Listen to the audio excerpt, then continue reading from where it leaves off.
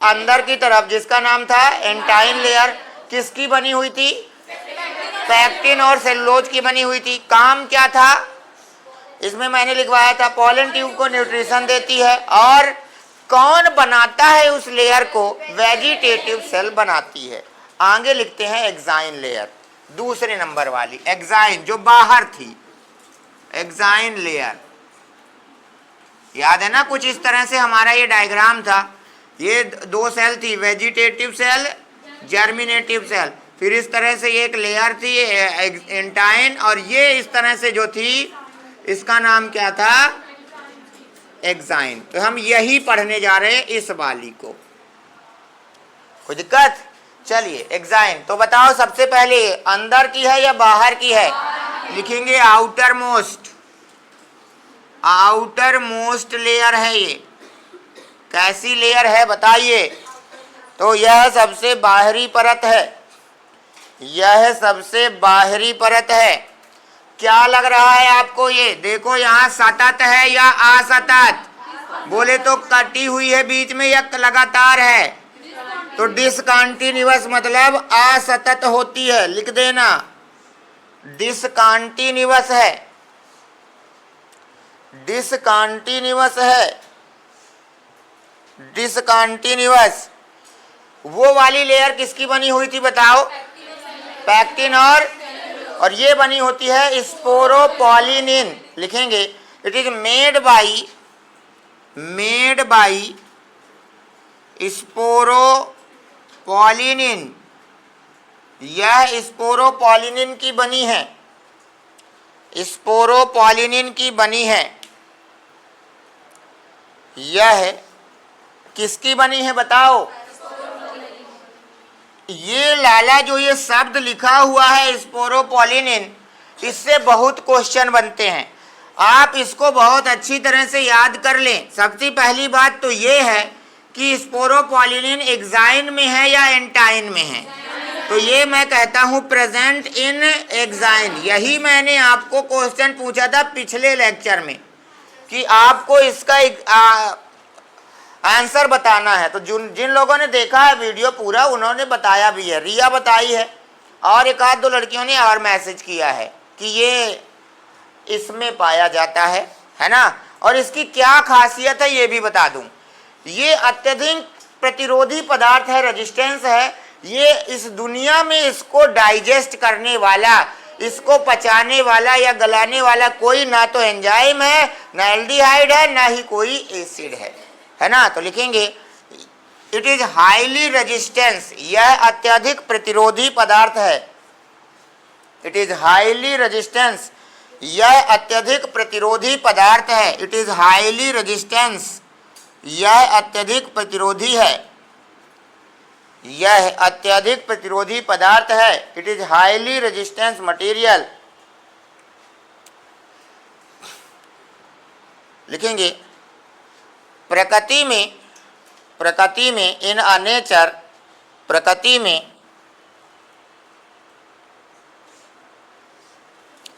में इसके लिए कोई डाइजेस्टिव, प्रकृति में इसके लिए कोई डाइजेस्टिव एंजाइम एसिड तथा एल्डिहाइड उपस्थित नहीं है।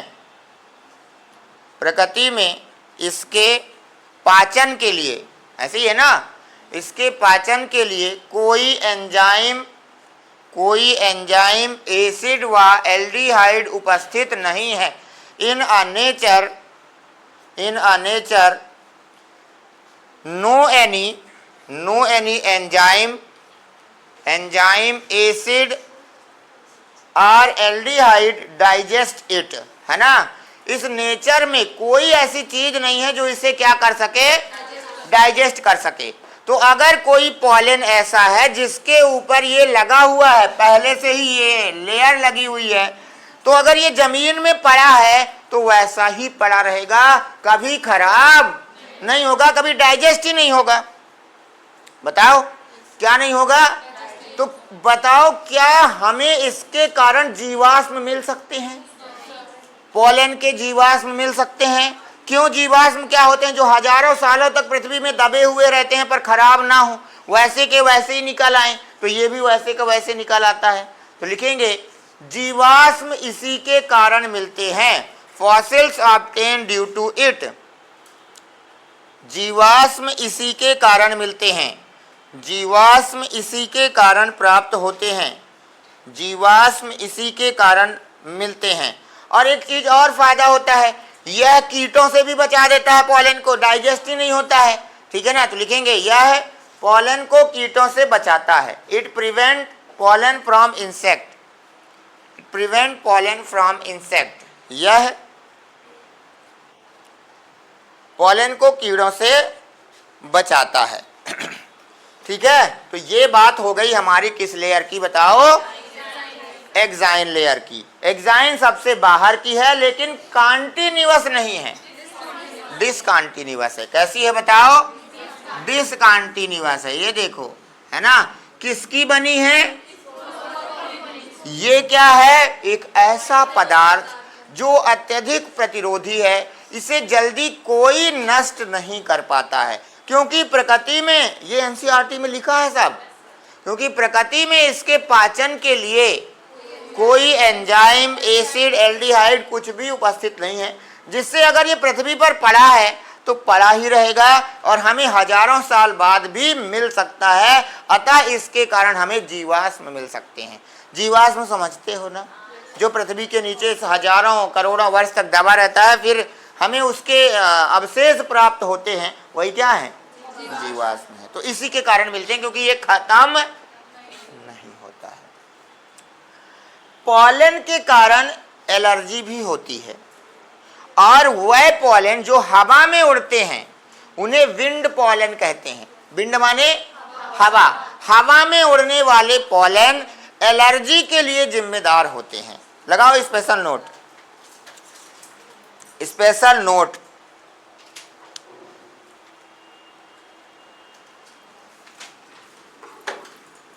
लिखेंगे wind pollen, wind pollen called allergy.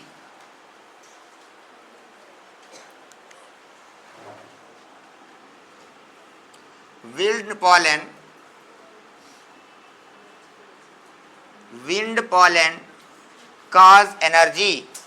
Wind pollen energy allergy उत्पन्न करते हैं। दोनों एक ही जैसे हैं तो वही आ गया है ना, कोई बात नहीं।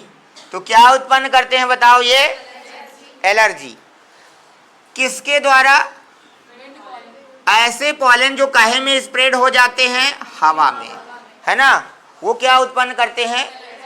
इनकी जो मोस्ट कॉमन एलर्जी है वो है अस्थमा, ठीक है ना। लिखेंगे जैसे फॉर एग्जाम्पल अस्थमा, इसको क्या हिंदी में कहते हैं, दमा, है ना।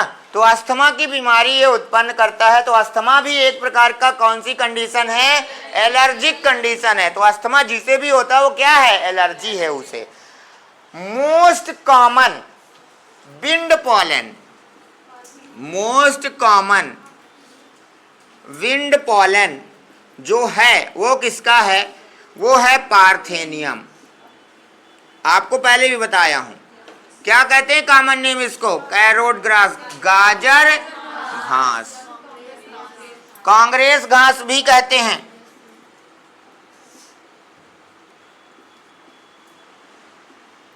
पार्थेनियम, इससे जो पॉलन निकलता है वो सबसे ज्यादा क्या उत्पन्न करता है बताओ, बताओ, है बाहर से आई है ये, है ना। ये जो है ना, ये मोस्टली अमेरिका से आई है गेहूं के साथ। कहां से आई है, अमेरिका।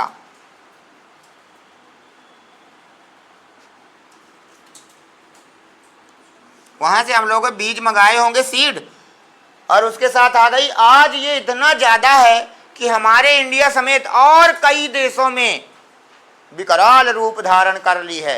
हर जगह खाली स्थान में आपको क्या मिलेगी, गाजर घास।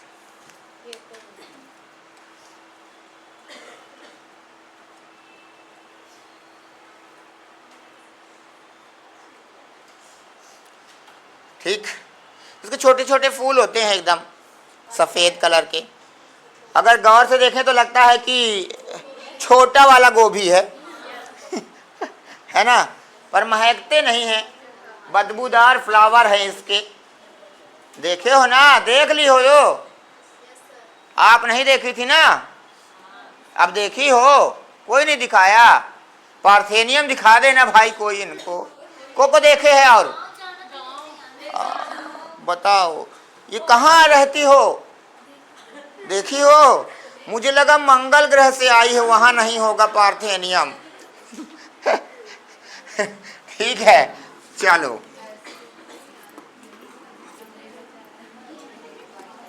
चलिए आगे लिखेंगे वाइबिलिटी।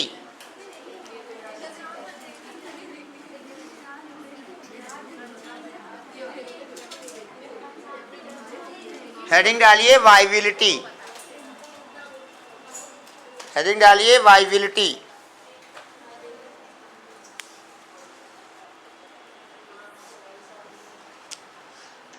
हेडिंग डालिए वाइबिलिटी। क्या है वाइबिलिटी, समझिए आप लोग। सबसे पहले वाइबिलिटी एक टाइम को रिप्रेजेंट करता है। क्या रिप्रेजेंट करता है? टाइम को। देखो मेरी बात सुनो इधर, अभी हम लोगों ने फीमेल पार्ट नहीं पढ़ा है, फिर भी जानते हैं थोड़ा बहुत कि सबसे ऊपर का पार्ट होता है स्टिग्मा, याद है?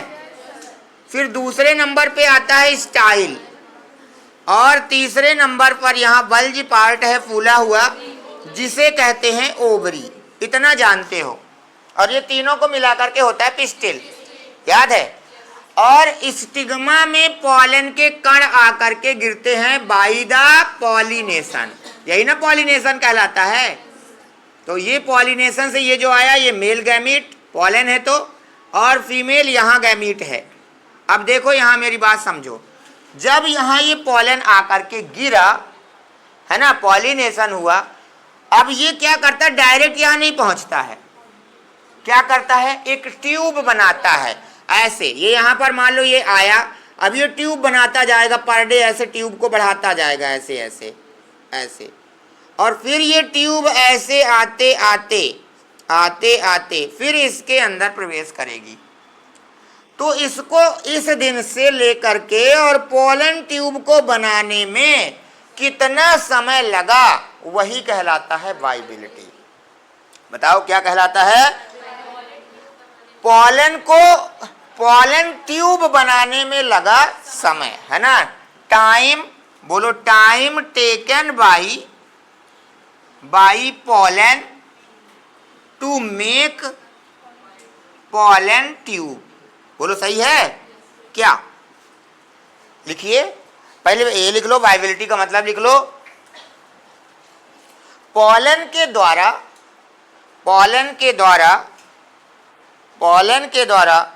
पोलन ट्यूब बनाने में लगा समय, पोलन ट्यूब बनाने में लगा समय, पोलन के द्वारा पोलन ट्यूब बनाने में लगा समय क्या कहलाता है?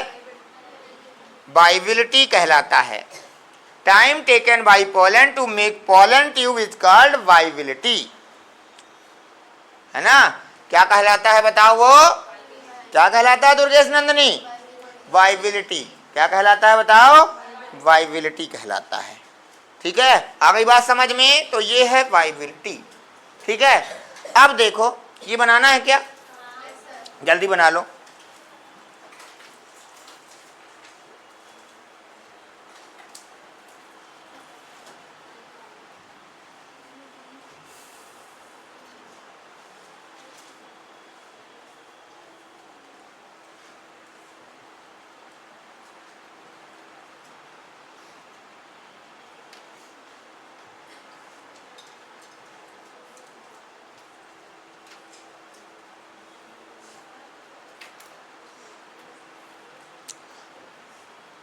वाइबिलिटी का टाइम अलग अलग प्लांट में अलग अलग होता है।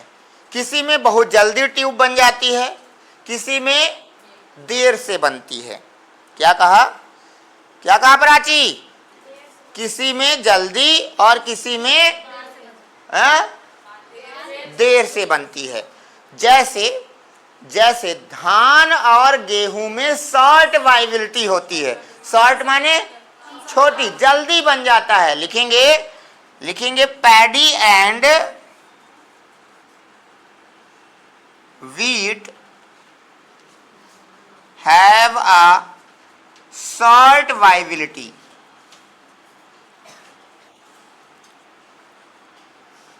धान और गेहूं में शॉर्ट वाइबिलिटी होती है। धान और गेहूं में शॉर्ट वाइबिलिटी होती है।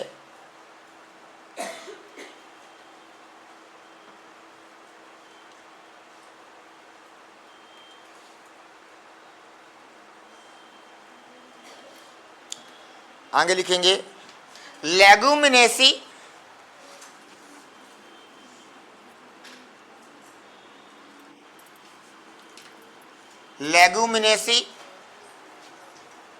ये फैमिली है जिसके अंदर बहुत सारे प्लांट आएंगे। लेगुमिनेसी और सोलेनेसी लॉन्ग वाइबिलिटी होती है।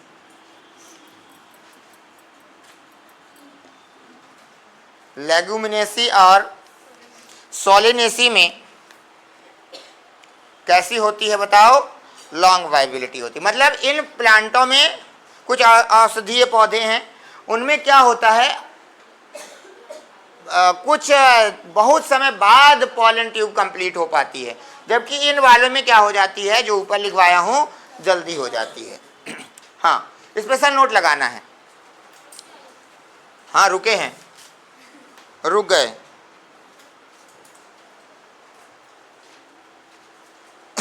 दिवाली की छुट्टी है ना, तो जितने वीडियो आपको दिखाए गए हैं जिस दिन से ये लेक्चर स्टार्ट हुए हैं, पूरे के पूरे देख लेना। पूरा रिवीजन आपका बायो का हो जाएगा। समझ रहे हो? पूरा का पूरा। आपको लगता है ये चीज़ आती है आपको, लेकिन वो सिर्फ लगता है, ठीक है ना, क्योंकि जब हम आपसे रियलिटी में पूछ लेते हैं तो वो शब्द आपसे याद नहीं आता है कि है क्या। फिर आप पता क्या कहते हो, ऑप्शन में आएगा तो बन जाएगा। हमें इससे मतलब नहीं है कि ऑप्शन में आएगा तो बन जाएगा, डायरेक्ट बने ना, बिना ऑप्शन के। जब आप क्वेश्चन लगा रहे हैं तो आपको ऑप्शन देखने की जरूरत ही ना पड़े, आपको लगे कि अगर इसका ये आंसर है, कहाँ लिखा हुआ है, बस ये देखो, ए में लिखा है, बी में लिखा है या सी में, सारे हमें पढ़ने ही नहीं है, जो हमें याद है वो लगे। अब तुम लोग यही कहते हो हमेशा, अक्सर आप क्या बोलोगे कि सर ऑप्शन दीजिए। मतलब तुम्हारी क्या हो गई है, हैबिट ही हो गई है, बिना ऑप्शन देखे हम टिक नहीं लगाएंगे। इसका मतलब तुम्हें याद नहीं है, ठीक है ना। तो कुछ चीज़ें ऐसी होती हैं कि हमें लगता है कि बनता है, ठीक है ना। जैसे मैथ में क्या होता है, एक सवाल देके 1-2 बार लगा लिए, फिर इसके बाद लगता है अब ये बनने लगा है, फिर तुम उसे 15 दिन तक नहीं लगाओगे ना, फिर वो बीच में ना समझ में आएगा कि क्या करना था, है ना। तो ऐसे थोड़ा सा इन सारी चीज़ें से बचो। एकदम जिसे पढ़ो एकदम क्लियर कर लो, एकदम लॉन्ग टर्म मेमोरी में चला जाए, फिर वो भूले ही नहीं। कोई पूछे तो ये ना कहना पड़े कि ऑप्शन बतावा। ऑप्शन बताने से मतलब नहीं है, सीधे उत्तर बताओ उसको। आया समझ में? कहाँ आया? No need of option, only answer, ठीक है ना। हाँ, चलो आगे चलते हैं। लिखेंगे स्पेशल नोट। ये जो पॉलन है ये आपको मार्केट में भी मिल जाएगा। पहला नंबर लिखेंगे स्पेशल नोट का, नंबर पहला, पॉलन को फूड सप्लीमेंट के रूप में भी यूज किया जाता है। Pollen also use as a food supplement. Pollen को फूड सप्लीमेंट के रूप में यूज किया जाता है। Pollen also use as a food supplement. Pollen को फूड सप्लीमेंट के रूप में यूज किया जाता है।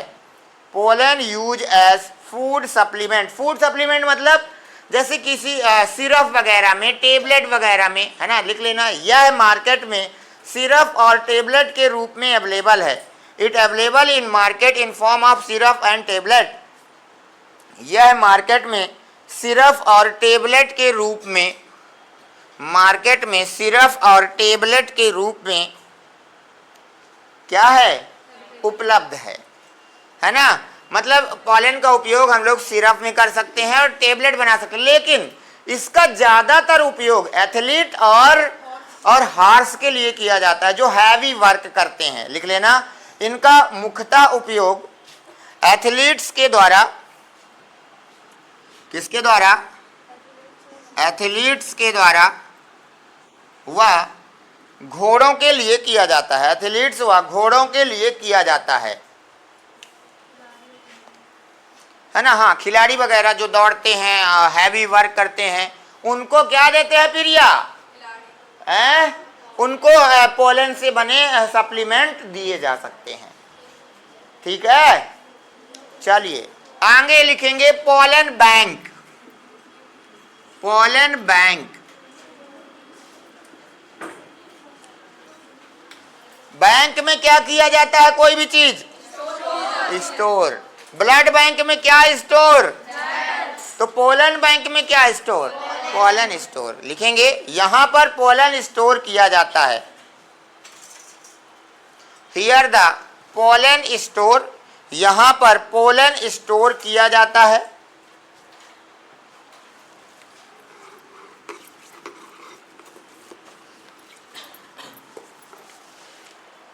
क्या है पोलन बैंक बताओ? हाँ, यहाँ क्या स्टोर होगा? पोलन स्टोर होगा। स्टोर मतलब रखना, सुरक्षित करना। तो सर इसके लिए क्या कुछ स्पेशल है? यस, ये क्वेश्चन आ चुका है और अभी पिछली बार ही आया है कि पोलन बैंक का टेम्परेचर मतलब पोलन के रखने के लिए तापमान कितना होना चाहिए? कितना होता है? -196 डिग्री सेल्सियस। बहुत कम तापमान है ये। देखो, 0 पे तो बर्फ जम जाती है, उसके नीचे इतना ज़्यादा जाना है। ठीक है, तो लिखेंगे it store at the temperature, it store at the temperature -196 degree Celsius. इसे -196 डिग्री सेल्सियस पर स्टोर किया जाता है। इसे -196 डिग्री सेल्सियस पर स्टोर किया जाता है। अब बताओ, बर्फ में तो इतना टेम्परेचर मुश्किल है, तो इसके लिए किसका उपयोग किया जाएगा? इस टेम्परेचर के लिए लिक्विड नाइट्रोजन का उपयोग किया जाता है। लिखेंगे for this temperature liquid nitrogen use. इसके लिए लिक्विड नाइट्रोजन का उपयोग किया जाता है। ये बहुत ज़्यादा ठंडा हो जाता है, इसके लिए लिक्विड नाइट्रोजन का उपयोग किया जाता है। किसका उपयोग किया जाता है? बोलो। Liquid nitrogen. किस टेम्परेचर पे रखेंगे? ठीक है, तो किसी भी गैमीट को भी स्टोर करने के लिए यही टेम्परेचर है। पोलन की जगह गैमीट बोल देगा तो भी आपको क्या करना है? पोलन की जगह गैमीट बोलेगा तो भी यही लगाना है। ठीक है ना। देखो क्या होता है, कुछ ऐसे स्पीशीज के पोलन होते हैं या कुछ ऐसे गैमीट होते हैं जिसे बाहर से ला करके रखना है ना। तो इतने टेम्परेचर पे रखेंगे हम उसको, फिर बाद में उसे आर्टिफिशियल इंसेमिनेशन करवा सकते हैं, आर्टिफिशियल पॉलिनेशन करवा सकते हैं, है ना। तो उससे नई किस्म, अच्छी प्रजाति के प्रोजनी उत्पन्न करा सकते हैं। इसलिए इसको स्टोर किया जाता है लैब वगैरह में। ठीक है, तो ये फाइनली हम लोगों ने क्या पढ़ा अंकिता? पोलन बैंक नहीं, अब पूरा मेल ही पढ़ डाले हैं। मेल का पार्ट खत्म हो गया। क्या नाम था? स्टामेन। स्टामेन में कितने पार्ट थे? कौन कौन से? एंथर और फिलामेंट भी देखा। एंथर को भी काट के देखा, उसके अंदर कैसे कौन कौन सी सेल हैं, क्या बना रहा है वो देखा, कैसे मेल गैमीट बनता है, और उस मेल गैमीट का चित्र भी देखा कि अंदर 2 मेल गैमीटोफाइट हैं, बाहर की तरफ एक्साइन, अंदर की तरफ एंटाइन लेयर है। ये सब हम लोगों ने देखा। बोलो देखा क्या? अब बारी आ गई है फीमेल पार्ट की। जब फीमेल पार्ट का भी पूरा इसी तरह पढ़ डालेंगे, फिर दोनों को पॉलिनेशन करा के मिला देंगे तो चैप्टर चालू रहेगा। अभी क्या पढ़े हैं? केवल मेल पार्ट पढ़े हैं। अब फीमेल फ्लावर का फीमेल पार्ट पढ़ लेते हैं। ठीक है, चलो लिखिए female part of flower. Female part of flower, female part of flower.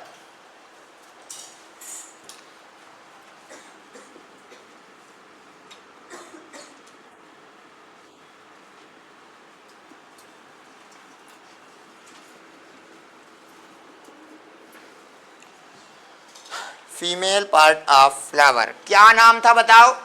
Pistil. क्या नाम था? पिस्टिल। चलो बताओ कितने पार्ट थे इसमें? पहला स्टिग्मा, दूसरा स्टाइल और तीसरा ओवरी, यही थे। इन तीनों से मिलाकर के क्या बना है?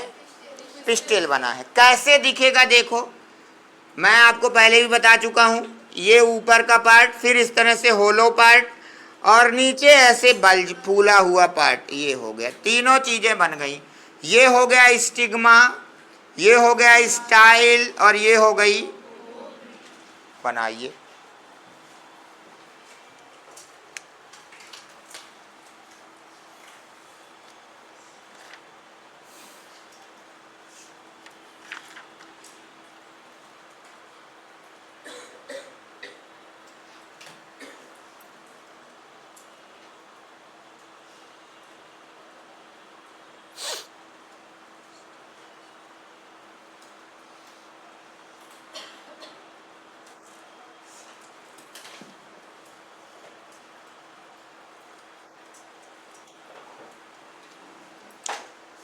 एक एक करके पढ़ना है। पहले स्टिग्मा लिखेंगे। पहला है स्टिग्मा।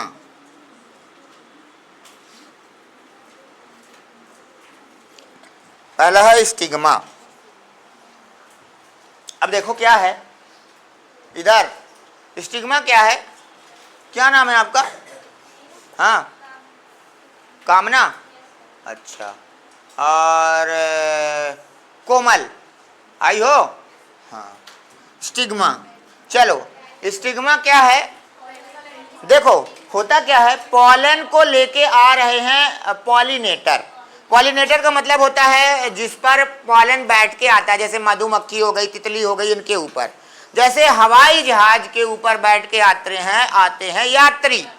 तो हवाई जहाज हो गया पॉलिनेटर और यात्री हो गए पॉलन। अब क्या हवाई जहाज कहीं भी उतर जाएगा? उसके लिए हवाई पट्टी चाहिए, नहीं तो एयरपोर्ट चाहिए। सही बात है। ऐसे ही स्टिग्मा क्या होता है? ये है समझ लो पॉलन का हवाई पट्टी। आ करके इन्हें वास्तव में यहीं गिरना है, लेकिन हो गया प्लेन कभी कभी क्रैश होता है। जरूरी नहीं है कि वो उसी में गिरे, पर फ्लावर क्या चाहता है कि ये यहीं पर लैंड हो। तो सुनो, मैं इसको क्या ऐसे लिख सकता हूं कि स्टिग्मा क्या है? स्टिग्मा इज आ, तुम लोग बताना कि सही लिखे हो। Stigma is a landing platform of pollen. बोलो सही लिखे हैं गलत लिखे हैं? यह पॉलन का लैंडिंग प्लेटफॉर्म है, जहां पर आकर के पॉलन क्या हो जाए? लैंड कर जाएं या रख जाएं। बोलो सही बोल रहे हैं? बोलो कामना। हाँ तो बनाओ, चलो लिखो जल्दी से। स्टिग्मा क्या है? Stigma is a landing platform of pollen. Stigma is a landing platform of pollen. Stigma pollen का लैंडिंग प्लेटफॉर्म है।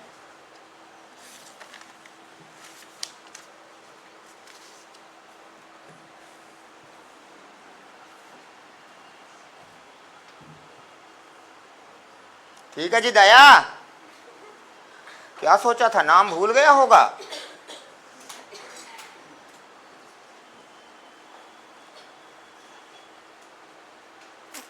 हो गया। दूसरे नंबर पे बोलो क्या है? स्टाइल मारता है ये, स्टाइल। आपको क्या लग रहा है? देखो क्या है, पहली बात तो ट्यूब के समान है, खोखली भी है। तो कह सकते हैं होलो ट्यूब लाइक स्ट्रक्चर। कह सकते हैं, लिखेंगे होलो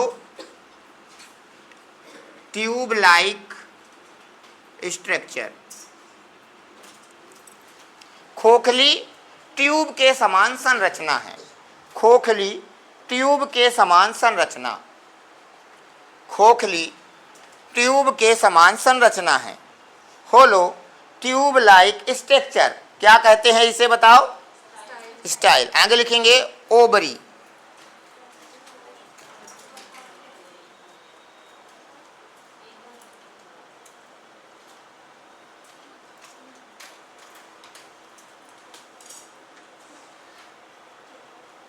लिखेंगे ओवरी क्या है,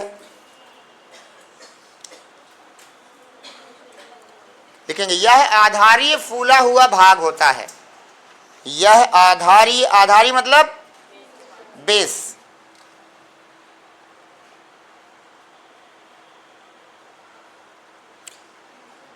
लिखेंगे it is a basal bulge part. कैसा है, ओवरी क्या है बताओ, ओवरी क्या है बताओ, बेसल माने आधारी, बल्ज पार्ट, बल्ज माने फूला हुआ, यह आधारी फूला हुआ भाग है। ये देखो कहाँ, ये देखो फूला नहीं है, तो यही क्या है, ओवरी है। और तीनों को मिला दिए तो क्या बन गया, ठीक है। देखो ओवरी के ऊपर एक स्ट्रक्चर है जो उसे कवर करता है, उसे कार्पल कहते हैं। अगर एक है तो हम उसे कहते हैं मोनोकार्पली फ्लावर, दो है तो बाइकार्पलरी। ठीक है, चलिए लिखेंगे, स्पेशल नोट लगाएंगे।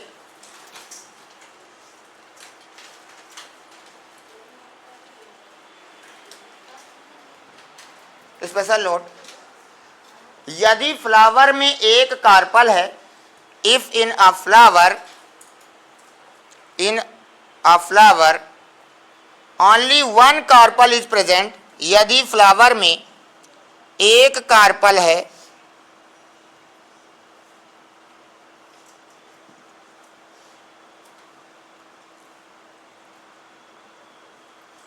एक फ्लावर है, सॉरी क्या बोला, यदि फ्लावर में एक कार्पल है तो इसे मोनोकार्पलरी कहते हैं, मोनोकार्पलरी कहते हैं, मोनोकार्पलरी कहते हैं। मोनो माने एक, तो इसमें है सिंगल कार्पल, है ना, तो ये है सिंगल कार्पल, तो सिंगल कार्पल वाला मोनोकार्पलरी कहलाता है। नाम से ही पता चल रहा है एक कार्पल तो मोनोकार्पलरी कहलाता है। जैसे लिख लेना, जैसे, जैसे किस में होता है ऐसा, मैंगो एंड कोकोनट, एग्जाम्पल है, इंपॉर्टेंट है, मैंगो एंड कोकोनट, आम और नारियल,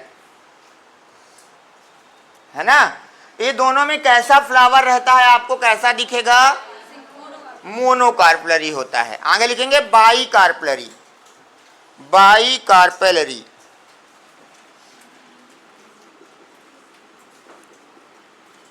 बाइकार्पलरी, बाइकार्पलरी मतलब टू कार्पल, लिख लेना, दो कार्पल होते हैं।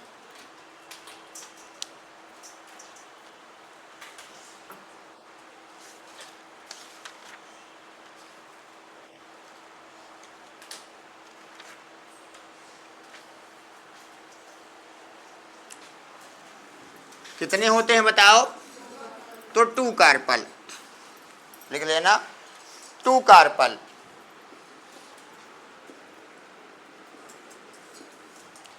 दो कार्पल है तो आप उसे कैसा कहेंगे, कि कैसा है बताओ, वो बाइकार्पलरी है।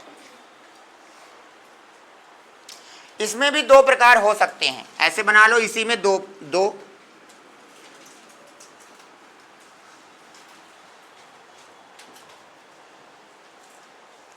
एपोकार्प, एपोकार्प, सिनकार्प।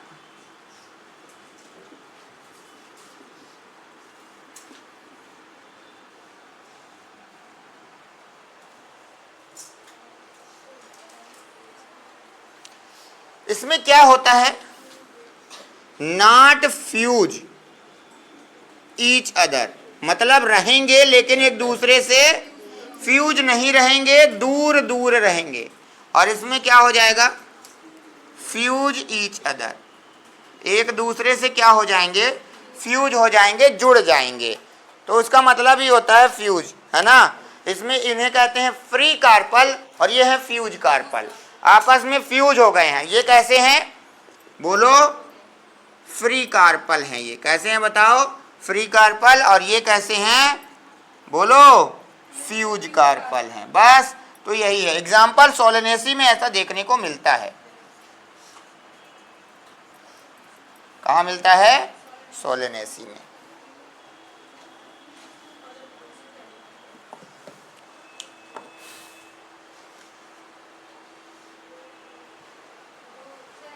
हाँ हाँ,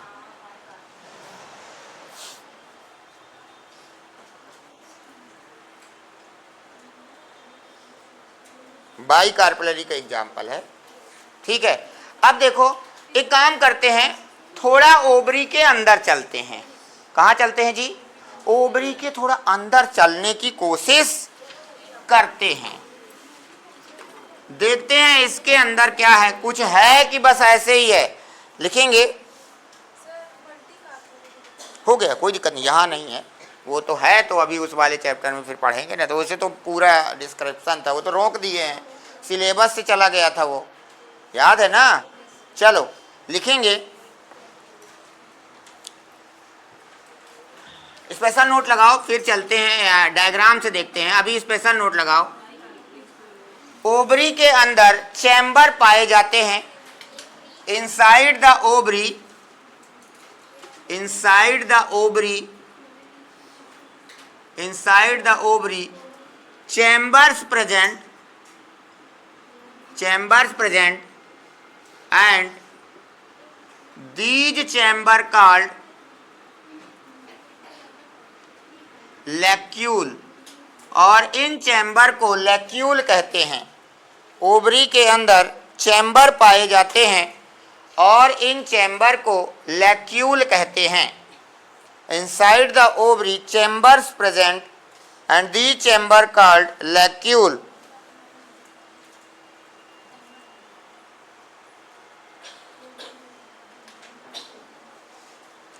ठीक है, क्या कहते हैं बताओ? आगे लिखेंगे,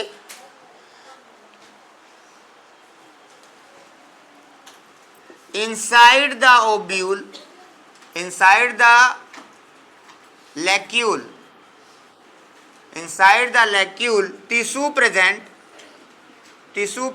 and this tissue make placenta। लैक्यूल के अंदर टिश्यू है और वह प्लेसेंटा का निर्माण करता है। लिखते चलो, लैक्यूल के अंदर टिश्यू है और वह प्लेसेंटा का निर्माण करता है, and it make the placenta. किसका निर्माण करता है बताओ?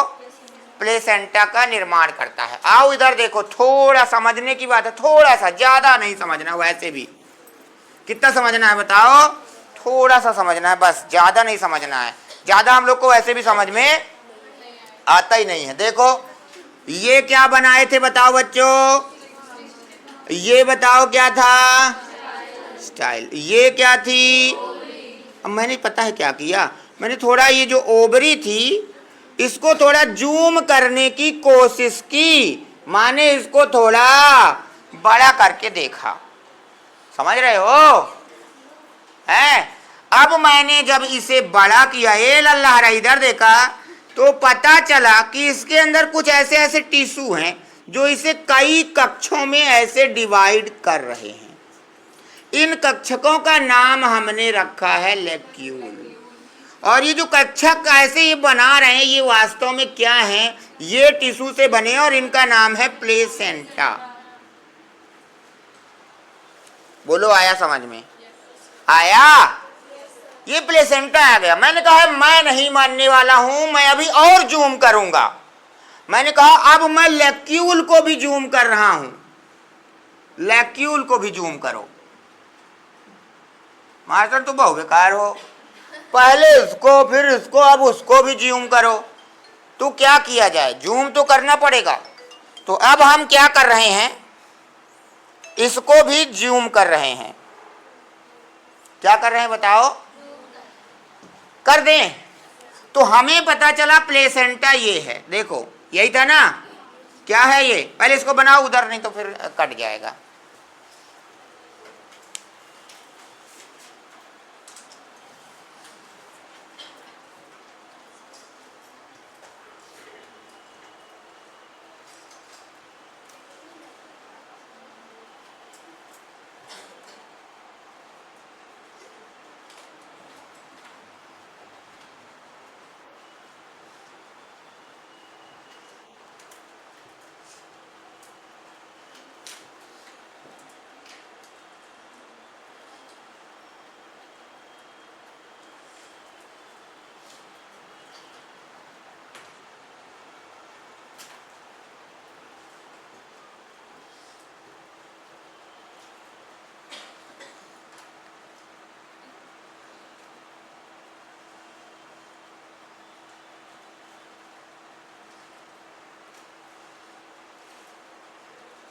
हो गया, ठीक है।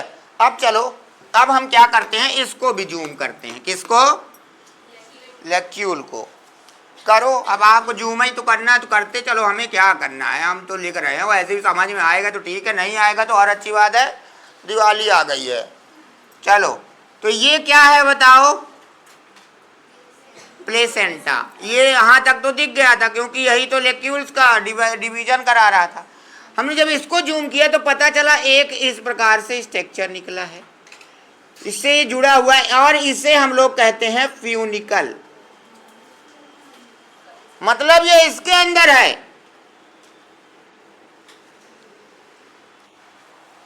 फ्यूनिकल, और फ्यूनिकल के आगे एक और इस तरह का स्ट्रक्चर प्रेजेंट है जिससे ये जुड़ा है स्ट्रक्चर, इसको हम लोग कहते हैं हाइलम। और ये जो स्ट्रक्चर है इसे कहते हैं ओव्यूल। तो ओव्यूल प्रेजेंट है ओवरी के अंदर, लेकिन ओवरी में भी जो चैम्बर हैं उनके अंदर। क्या बात है, क्या पढ़ना पड़ रहा है प्रभु, काहे बायो ले लिए, ना लेते तो ठीक रहता। इसके अंदर कुछ स्पेशल टिश्यू हैं जो द्विगुणित पोलैरिटी के होते हैं 2n, और ये हैं न्यूसेलस। तो ये है स्ट्रक्चर भैया, बोलो आया यहां तक समझ में? इसको बनाओ फिर आगे चलते हैं। बताओ कितना समझ में आ गया ना? पहले हमने ये बनाया स्टिग्मा, ये स्टिग्मा, ये स्टाइल, ये ओवरी, ओवरी को जूम किए ये दिखा, उसको जूम किए ये दिखा। बना लो। अब हमें क्या करना है, स्ट्रक्चर ऑफ ओव्यूल पढ़ना है। सुनो सुनो, अभी इसके अंदर भी है कुछ, माइक्रोपाइल चला जा, सुने हो? अभी वो भी देखना है। माने अभी इसका स्ट्रक्चर पढ़ेंगे, लेकिन अब वो आज नहीं हो पाएगा। अब जब भी लेक्चर आएगा उसमें आपको क्या हेडिंग मिलेगी? Structure of ovule. ओव्यूल का, ओव्यूल की संरचना, जो आपको कब मिलेगी? नेक्स्ट लेक्चर में मिलेगी, ठीक है ना? तो इसके बाद अभी दिवाली की छुट्टी रहेगी। आप सभी को दिवाली की हार्दिक शुभकामनाएं, ठीक है ना? और एडवांस में ही दिवाली को जो भी आप लोग पटाखे वगैरह फोड़ेंगे उसको बहुत ही सावधानी से, है ना? क्योंकि आप लोग देखते हैं हॉस्पिटल में लोग जाते हैं तो समझ में आता है, हम हॉस्पिटल में रहते हैं या रह चुके हैं तो हमें पता है ना, कि अक्सर एक दो केस उस समय लगे ही रहते हैं। किसी का हाथ जल गया, किसी का पाँव जल गया, कोई इतनी लापरवाही करते हैं, हाथ से ऐसे पटाखे फोड़ते हैं छोटे छोटे, चाहे छोटा हो चाहे बड़ा हो, उसे हाथ से नहीं करना है, ठीक है ना? जो छोटे पटाखे हैं उन्हीं को फोड़ना है ना? और सावधानी रखना है। कुछ लोग क्या करते हैं, अनारदाने वगैरह हाथ से फोड़ने लगते हैं। अनारदाना फूटता तो नहीं है, लेकिन कभी कभी वो पीछे से खुल जाता है, उससे भी हाथ जल जाता है। इसलिए कोई भी चीज़ को बहुत ही सावधानी पूर्वक इस्तेमाल करेंगे, ठीक है? तो बाकी मिलते हैं अब दिवाली के बाद, ठीक है? Thank you.